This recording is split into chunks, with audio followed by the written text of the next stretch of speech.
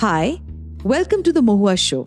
My name is Mohua Chinnappa and I am an author, entrepreneur, and ex-housewife. This podcast is about everything from business to technology to arts to lifestyle, but done and spoken ईमानदारी से. Hi, in today's episode, we have with us Amit Hansraj, the founder of an absolutely amazing brand called INCA.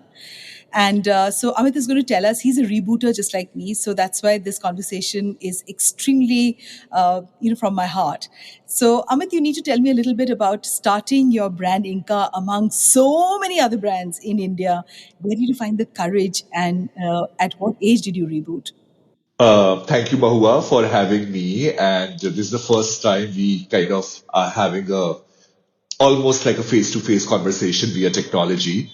How should I say? I mean, I don't know how it all started. It was one of the most organic things that happened in my life. I had no intentions to start a brand, as I told you earlier.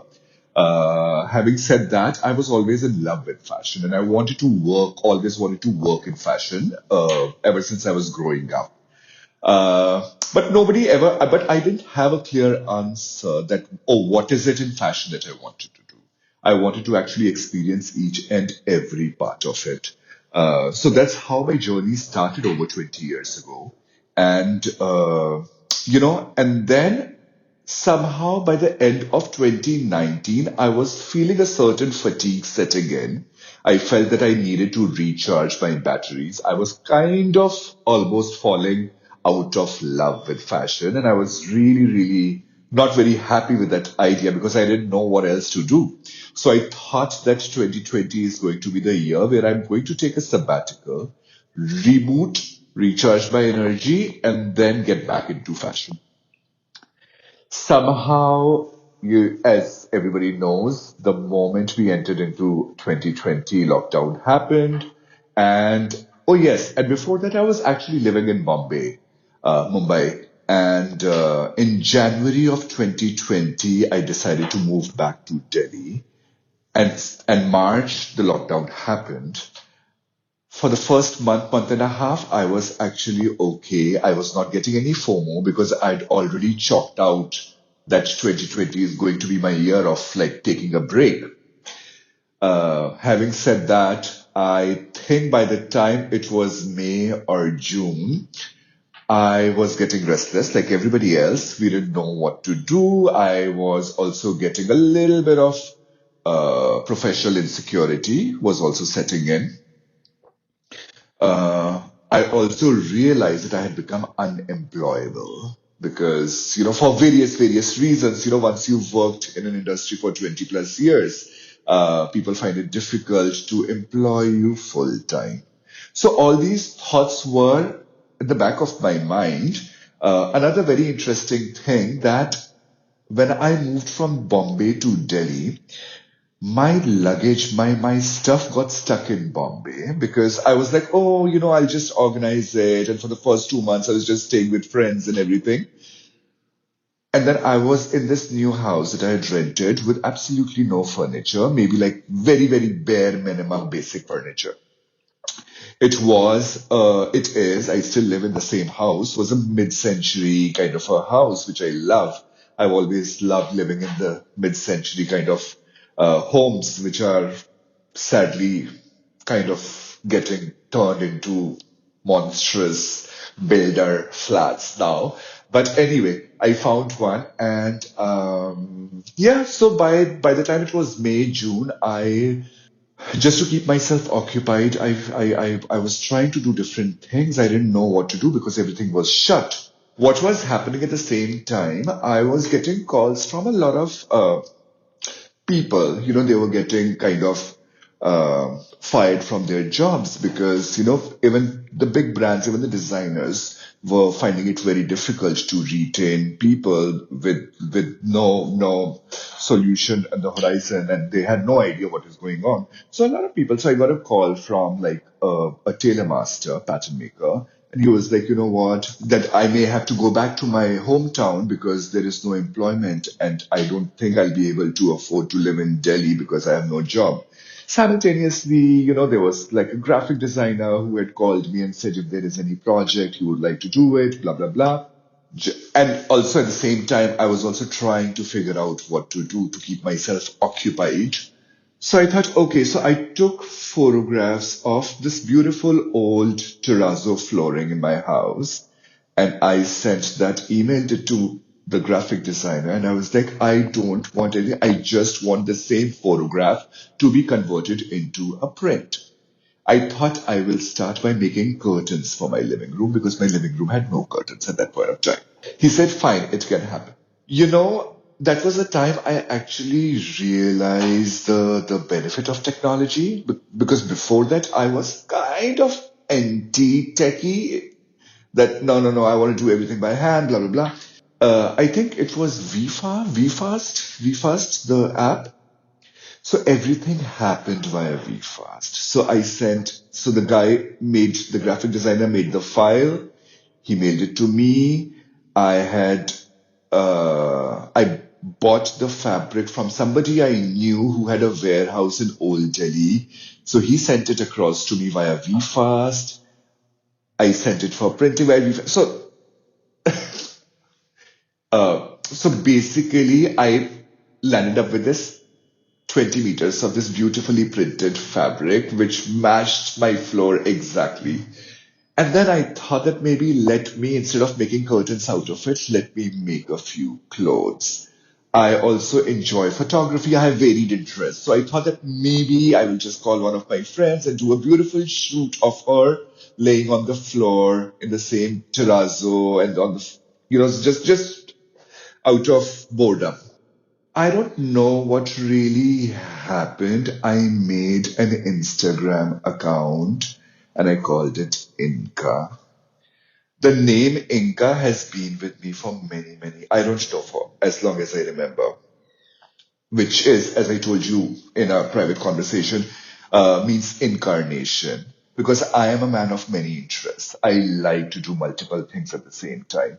And I also don't like the idea that, you have to like perfect one thing and move on to the other. I am a very curious person. I need our listeners to know that in this world of designers, and I love fashion, and I love anything that is out of India because I think Indian designers are really at par. If not at par, they're much better than any of the designers across the world. I think so. They're the best.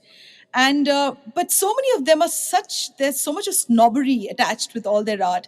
And with you, it's been so organic, my equation with you, the way you've answered back, the way you've spoken, and I think that speaks volumes about you as a person. The fact that you will gift a person something and say that you enjoy gifting, because I'm like that. And there are very few people I meet who are, you know they're okay to not expect anything back in return and give a gift to a stranger and say, and make that person's day. So, Amit, I mean, kudos to you. This is such an honor for me to have you on my show today. And this is for all my listeners to know that I will endorse your brand forever. Of course, I love the designs, I love the fabric, I love how it falls on me. But above all, Inca represents the man, Amit Hansraj, who I think, not think, I'm very sure you represent really incarnation, like you've said, because I'm sure I don't know if you were always like this from the start, but what I know of you today is a man who's seriously a nice, good guy. How kind of you.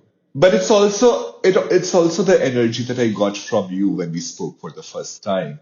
I don't think it happens with everybody. Like this is not how I am. I guess there are a lot of people who may not like me and may think that I have some weird snobbish attitude. But I think I we just feed off each other's energy. And I also feel it happened because I am in my 40s and I have the great gift of experience that life can give you.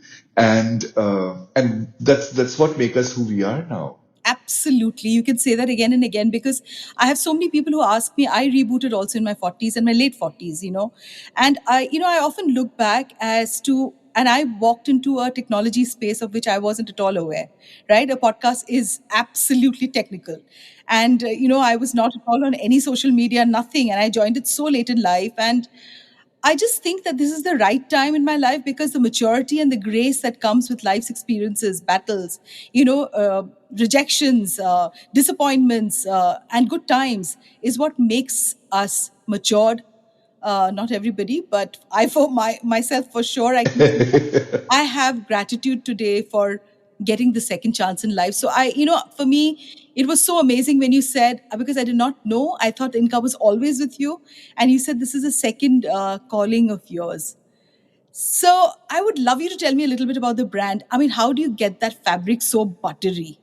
So I don't have a muse in my mind. Okay. When you talk to creative people, especially designers, they always say, "Oh, I designed for this woman." I don't design for any woman. I I design for a mood. Okay. My thing is the emotion. So it's the mood. I want and also, of course, I imagine myself wearing Inca as well. And it's all about non-agenda, when you don't have any agenda to look, things that you do for yourself, like you are sitting at home having your coffee or reading a book and just wearing something which makes you feel beautiful. That is the emotion I have behind making the clothes that I do. And because you can go out and you can, there is no end to all the wills and bells and whistles that you can add to yourself to look like a Christmas tree, which is also a great aesthetic. I have nothing against that. But what you do when you don't have to show yourself to anybody, when you do it just for your own self, I feel that is extremely underrated because, ghar pe, we are all wearing torn t-shirts and this and that. And the moment you have to step out, you have your, fancy things. I think pandemic also taught us that we have to give time to ourselves, feed ourselves with everything, things of beauty, things that we enjoy, things that are slow. That is true luxury. So that is the basic, in a nutshell, the emotion behind Inca.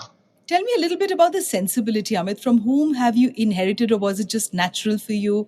Or, you probably saw your mother dress up really well. For me, my sensibility with colors, I found that I follow what my mother wore, my father wore. They always wore very, very subtle, uh, almost Western colors. I've never seen my mother wear a very dark red or a purple or a, not that purple is a bad color, it's really in now.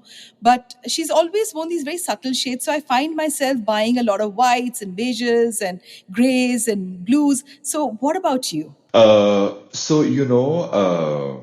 My I think a lot of my influence comes from my exposure to Hindi cinema of the late 70s and early 80s. It was very garish, but it's basically Parveen Babi. Everything, my whole aesthetic was defined by the way she, not just the kind of clothes she wore, but her entire demeanor of a sure-footed woman who never did anything stupid. She didn't have, if you notice, and I've gone in depth to study what made me attract to that image of Parveen Babi. She wore minimal jewelry. She had her hair in the same style throughout her career. She never wore too many clashy colors together. She didn't wear a lot of uh, prints, although I do prints. But that whole thing of wearing monotone, I think monotone, long neck, a little hint of cleavage, but the entire demeanor of Parveen Babi. I think that has been the biggest influence. Second influence, I would say, so they're all kind of related, were the Air India calendars and Air India posters of beautiful, beautiful women, even though 80s hairdo, we all know how crazy it was. But like women draped in beautiful, just monotone satin, slightly diffused Gautam Rajadhyaksha kind of lighting, that whole thing. And the third was Garden Varelli ads. You remember those Garden Varelli ads? Those three, yes, with beautiful Madhu Sapre, with beautiful liner and hair pulled back, no extra jewelry, no extra tamasha, beautifully like halter blouses and just prints and waves of prints and beautiful satin. So I think those were three very, very, very important influences that kind of set my aesthetic. And then after that, when I grew a little older and I realized that there is something called fashion and one can work in it, I started, of course, buying Femina because that was the only thing accessible to us. And there was this issue, and then I opened, and then there was this stunning, stunning image of Madhu Sapre. Madhu Sapre again as a model was like a huge influence. In a seashell bikini top, almost like a seashell bra, with a beautiful blue chiffon thing standing by the pool. And I was like, what the hell is this? I have never seen, because usse pehle we were seeing a lot of like embroideries and I was like, what is this? This is so beautiful. And I saw and said, designer, it's Wendell Rodrigues. So after that, I think Wendell Rodrigues really, really helped uh, me figure out my aesthetic, because I was just over and over and over again gravitating towards the imagery that was coming out at that point from his studio. So yeah, so those are some of the major design Oh, influences. I really love Wendell Rodrigues too. And, I have some of his very, very old pieces that I used to put my money together to buy. Uh, you know, I have quite a few of them. And I've not been able to give it away because, again, like I said, I have a white linen jacket that, I had got from him and I used to wear it over my denims. Of course, I was many kilos lesser at this time. And so, yeah, I mean, it's fantastic. So tell me a little bit, I mean, when I look at the brand INCA, uh, what I love about it is this, that I'm never ever worried to buy of how it will fit. It just falls on me, right? And so what it does to me is this, especially for me personally, I am going through this whole phase where I'm on medication and I put on weight and of course I feel extremely depressed because I love fashion. I love dressing up. Uh, I love putting things together for myself. And today I'm a little restricted because there are many things that don't look like the way I would want to look at it. But with your brand, everything is anti fit, if I may use that word. Was that a very conscious decision, knowing that today people are talking about, bodies and acceptance of bodies? Or was it just by chance? No, it wasn't by chance. It was a very, very conscious decision. Uh, because, my own body changed over the years. And I realized that, the kind of clothes that I used to enjoy wearing, I don't enjoy wearing them anymore. Even if I get them made in my size, I still don't like the way those kind of styles fit me. Uh, but at the same time, this whole anti-fit. So yeah, so this anti-fit thing has been going on for a while, and which I'm fine with. But I realize that everybody makes you look very frumpy, like very like an old maid. That anti-fit was being taken into this really like a jabba that you're wearing, which has no that you almost like a Indian version of like a bag lady, that you have nothing else to do but you carry everything in like your bag. And I was like, no, I mean, anti-fit can still be glamorous. Ek to mera idea of glamorous is also a little different. It's not again about, adding shoulder pads and this and that. It's about just feeling great. The fabric, when it touches your body, the emotions that evokes in you is what I always want to do. And it's what I do in my own personal way of dressing up, like how I dress up. It's the contact that the the fabric makes to your body. So yes, so the decision was quite conscious to make clothes which could fit across sizes. At the same time, when I do my shoots, I don't make clothes for the model. So she wears the same size that you wear. Okay, so all my shoots are done on models with zero photoshopping. I don't do photoshopping at all. No skin, no nothing. And the same sizes that are available in my store or available anywhere. That's exactly the size that she wears, the models wear. Wonderful, Amit. I mean, like I said, that I'm a big fan of INCA. Tell me a little bit about the entire fashion fraternity. How have you been accepted in the big boy gang, or is there a big boy gang? I've heard that there is, uh, a fashion gang in which you probably have to make an inroad. And how much is true? And have you broken into it? You know, the best part of starting in your 40s is that you don't care about all these things. I don't want to be a part of any group. I don't have such ambitions, Mahua. I mean, had I started my brand when I was in my 20s, maybe yes, maybe I would have aimed to be a part of big magazine articles and to hobnob with all those, big A-list designers.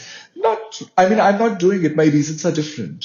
And, getting that kind of media attention is not on my agenda at all. So, yeah, I mean, You've really made your mark. I can see that already. have I? Thank you. Yes, and I have to tell you this, that I found your piece in Bangalore in a store, and your first piece is with me. It's a red and black. Oh, nice. Yeah, and I did not know how to get in touch with you, and I think just by chance I found you, and we spoke, and and then the rest is history, of course. You'll find. But isn't that beautiful? Because I think there is so much everywhere that sense of discoverability. When you go out and discover something and buy something which you've never heard of, it's just such a beautiful feeling. And then you feel that you, in your own way, are a part of that particular brand's journey. And I find that very, very enjoyable. That is why even on my social media, I don't put everything out. There are long, long days of like absolutely no post, no nothing, because there's just too much noise everywhere. Lovely. So, Amit, I think, the last question that I have in my mind, that what would you tell people who are rewriting their lives all over again? People who want to reboot and start something completely different. What are those golden words that you would want to share with them? One is do not carry your experience as a baggage. Carry it as a medal. That is very, very important because I feel that, when you start late, there is a lot of experience, good, bad, ugly, that you have. Don't become cynical. One shouldn't become cynical, and the sense of curiosity should always be there. Just because one has experienced different things in life doesn't make that you lose your sense of curiosity. When you say, मुझे पता है अगर मैं ये करूंगा तो ये होगा. Don't go with that attitude. So that is the biggest thing I would say. Use your experience as to garnish the new experiences that you're creating. Thank you. That was amazing. And this is Amit Hansraj from the brand INCA. If you haven't already just bought all the pieces off the racks, then you're really missing out on something, and wishing INCA all the best. And thank you, Amit, for being on today's podcast. Thank you so much, Mohua. It was such a fun kind of banter. To you, our dearest listeners, you can find us on your favorite streaming services, Spotify, Amazon Music, Apple Podcast, and of course on all other major streaming services. With loads of love, we are The Mohua Show, where we talk ईमानदारी से.